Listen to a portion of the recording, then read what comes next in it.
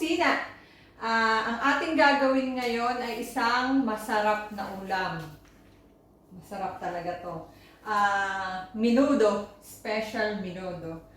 Yung mga ingredients, pinrepare ko na siya. Yung baboy, minarinate ko ng kaunti kagabi. Ay, sandali, bago pala ako mag-umpisa. Binabati ko muna ng isang magandang araw, magandang tanghali, magandang gabi yung ating mga manunood at yung patuloy na sumusuporta sa ating channel, yung ating mga new subscribers at saka yun pong mga nanonood pa lang at hindi pa nagsusubscribe, mag-subscribe na kayo para araw-araw maging updated kayo sa ating mga niluluto, lalo yung mga merienda natin, yung mga ulam. So, ayan.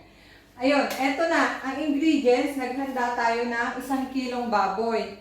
Minarinate ko na to kagabi para at least malasa. Yung nilagay ko sa kanya is konting lemon at saka konting toyo lang naman. And nilagay natin siya ng konting ang tawag dito? Paminta. Ayan, pamintang durog. And meron tayo 1/4 na atay ng baboy din. Ganun din, nilagyan ko na siya ng konting lemon, toyo, and paminta. Same din, kagabi. Inano ko na yan.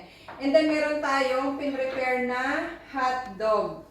Ito, 5 piraso lang to. Kung mapapansin nyo, hiniwa ko na rin siya ng cubes. Since cubes naman yung ating baboy at saka yung ating atay. So, dapat ibagay natin yung sa ating lulutuin. And, ito na yung ating mga gulay na hinanda. Meron tayong 2 pirasong maliit na potato. Hiniwa ko na rin siya ng cubes. And 2 maliit lang din na carrots. Kung mayroon kayong malaking carrots, okay lang na isa. And then may hinanda rin tayong bell pepper. Ayan. Kung wala kayong bell pepper, pwede namang optional. And meron din tayong hinandang malalaking sili.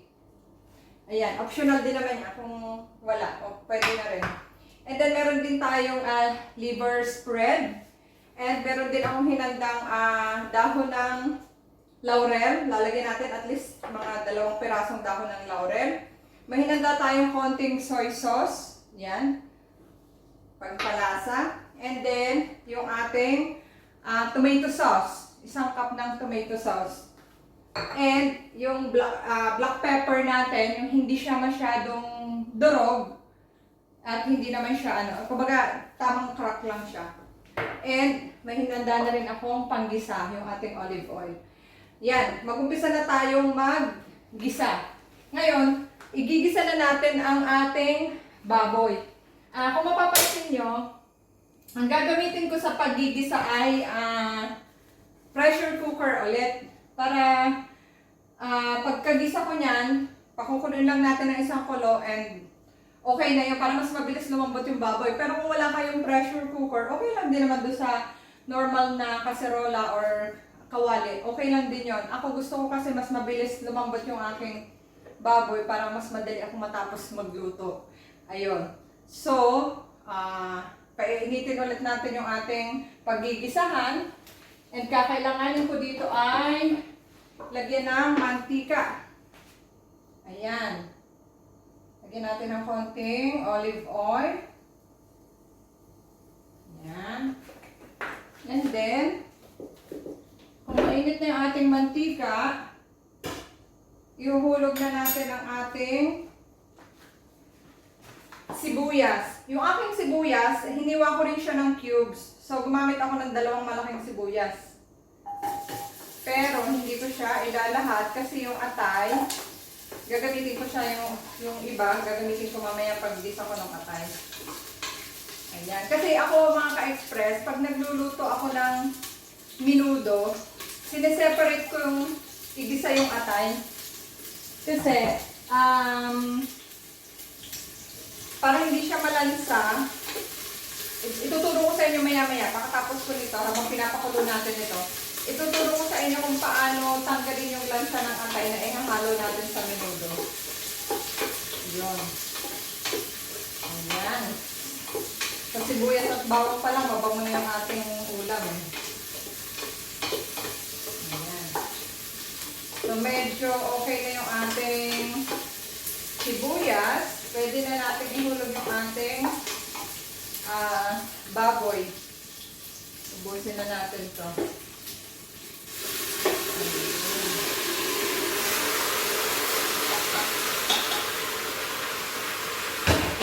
Ayan mga ka-express. Since may marinated naman na to kagabi, tatakpan lang natin siya at pakukuluin. Pasisiritin lang natin yung ating pressure cooker, mga hanggang 2 o 3 sirit lang. And then, pwede na natin siyang, ayan, takpan ko na siya hanggang sa, hintayin lang natin siyang kumulo, sumirit. Ayan. Ayan. Ayan mga ka-express, habang hinihintay natin kumulo yung ating ginisang baboy, susunod natin, igigisa ko ng separate yung atay. So, magpapainit lang din tayo ng kawali na pagigisahan natin. Ayan. Kasi, madali kasing maluto yung atay at saka ano siya pag na-overcook naman, minsan makunat or basta hindi, parang ang hirap timplahin ng atay lutuin Ayan. So, ang gagawin ko, mag-iinit tayo ng kawali. Lagay tayo ng konting oil. Yan. Tapos, para mawala yung lansa niya, nag-prepare ako ng, tawag dito, luya. Konting luya. Igigisa natin siya sa luya. Yayagarin lang natin siya ng konti para yung ano natin is mawala yung lansa ng atay. Ayan. Tapos, hindi naman yan malalasahan sa ating minudo kasi, niyad-yad natin yung ating luya. Konting-konti lang naman, hindi naman siya ganun karami. Ayan. Nakahabon. Ayan, mga ka-express. Ganun. Tapos, sabay na natin ito. Sabay na natin siya. Ayun. Yan ang pampatanggal mga ka-express ng lansa ng ating atay. Okay.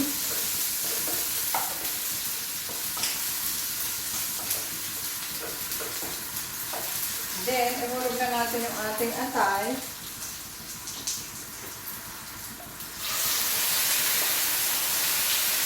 Since may timpla na rin naman to, hintay na lang natin siyang maluto ng konti. Gigisa-gisahin lang natin siya ng konti. Parang na-prito-prito lang siya ng konti.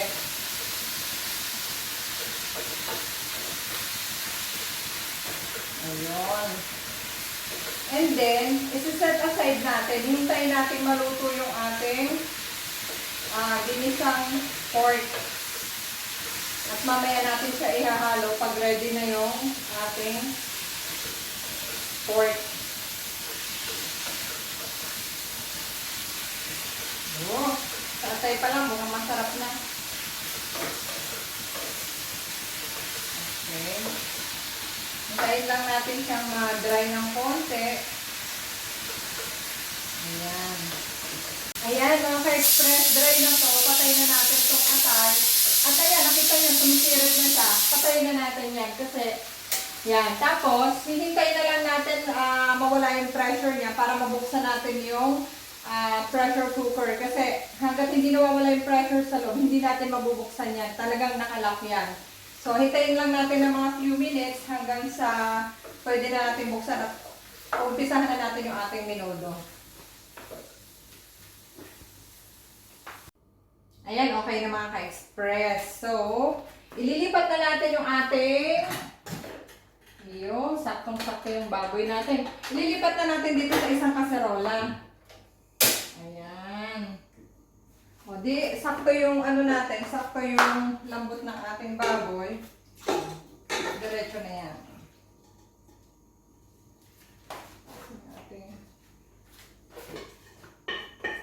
Dire-diretso na yung ating pagluluto niyan. Ayan. Nakita nyo naman, kumukulo na ulit siya. saktong-sakto yung ating lambot na ating baboy. Yan, ihuhulog na natin yung ating patatas. Nakita nyo, saktong-sakto yung lambot ng ating baboy. Ihulog na natin yung ating mga patatas. Okay, para sumabay na siya sa paglambot niya. At saka yung ating carrots.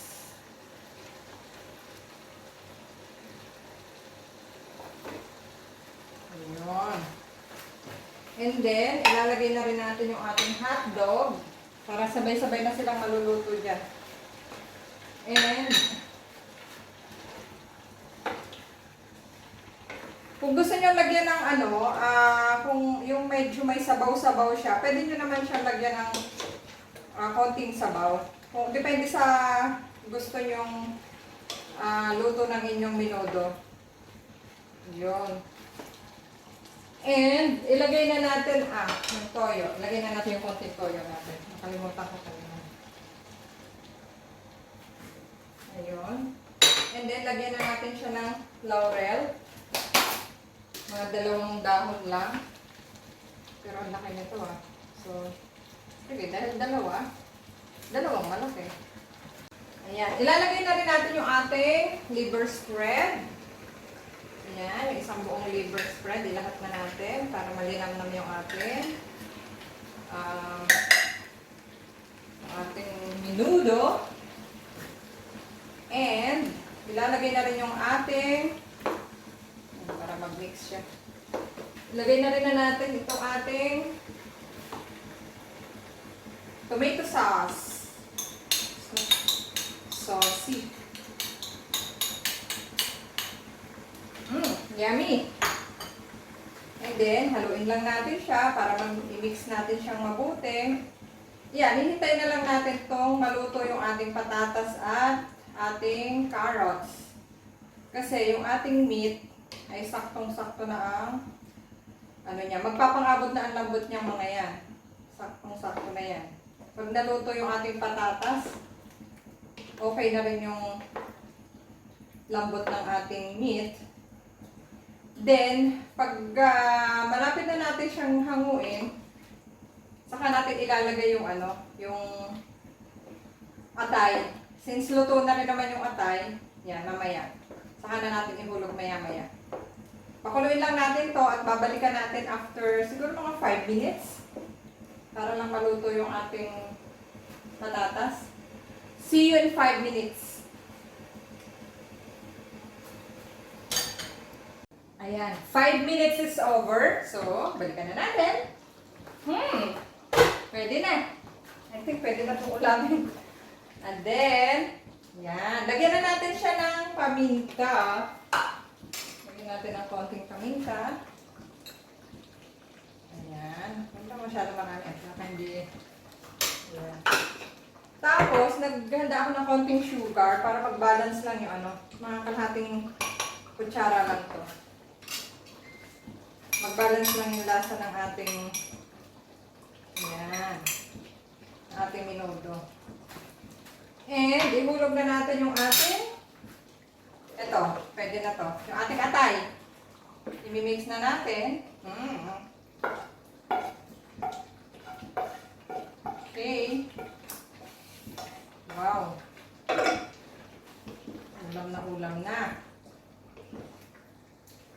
Hintayin lang natin ulit siyang kumulo ng 2 minutes. Ilagay na natin yung ating mga sili.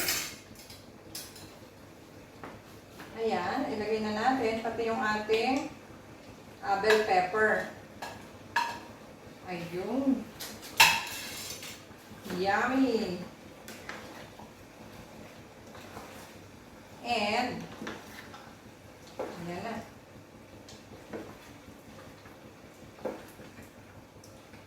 Titikman natin kung anong kulang. Baka kulang ng konting asin or kulang ng pampalasa. Tikman na natin siya. Anong kulang dito sa ating menudo. Pero sa tingin ko, sakto na to. Wala naman siyang, wala naman akong nakikita kulang. Kulang na lang dito kanin. Luto na ba yung kanin? sakto lang yung lasa niya. Tingnan natin yung lambot ng kung pareho yung lambot ng ating meat. Okay, malambot. Ayan, sumusunod sa galaw. And then yung ating potato, tingnan natin kung okay na rin. Sakto naman. And yung ating carrots, tingnan natin.